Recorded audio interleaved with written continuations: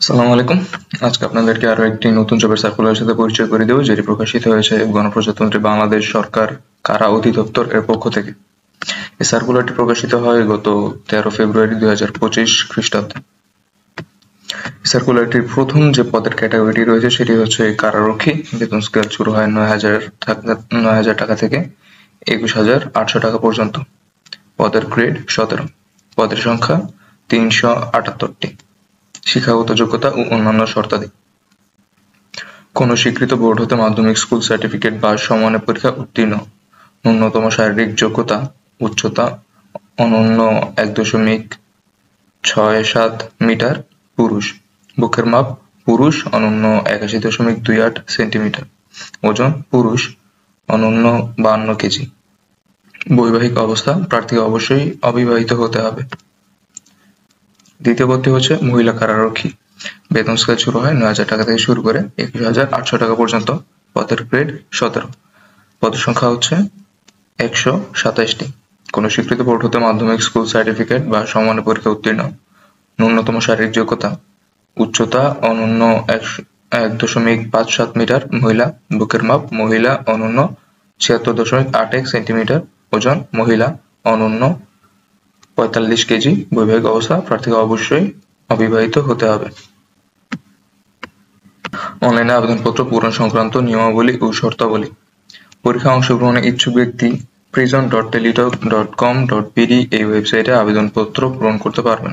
আবেদনের সময়সীমা নিম্নরূপ: অনলাইনে আবেদনপত্র পূরণ ও পরীক্ষার ফি জমাদান শুরুর তারিখ ও সময়: 17/2/2025 খ্রিস্টাব্দ সকাল 10 ঘটিকা। অনলাইনে আবেদনপত্র জমাদানের শেষ তারিখ ও সময়: 16/3/2025 খ্রিস্টাব্দ বিকাল 5 ঘটিকা।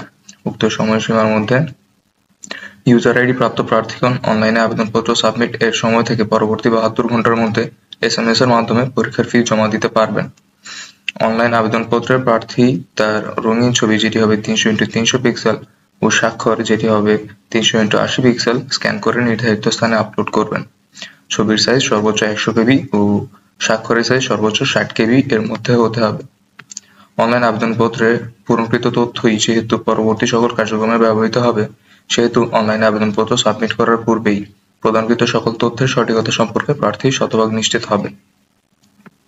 প্রার্থী অনলাইনে পূরণকৃত আবেদনপত্রের একটি রঙিন প্রিন্ট কপি পরীক্ষা সংক্রান্ত যেকোনো প্রয়োজনে সহায়ক হিসেবে সংরক্ষণ করবেন।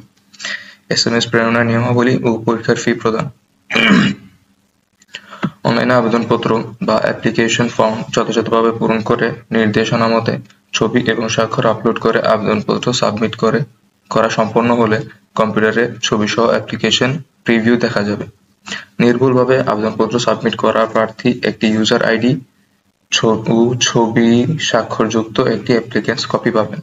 তো অ্যাপ্লিকেন্টস কপি প্রার্থী প্রিন্ট বা ডাউনলোড ও রঙিন প্রিন্ট করে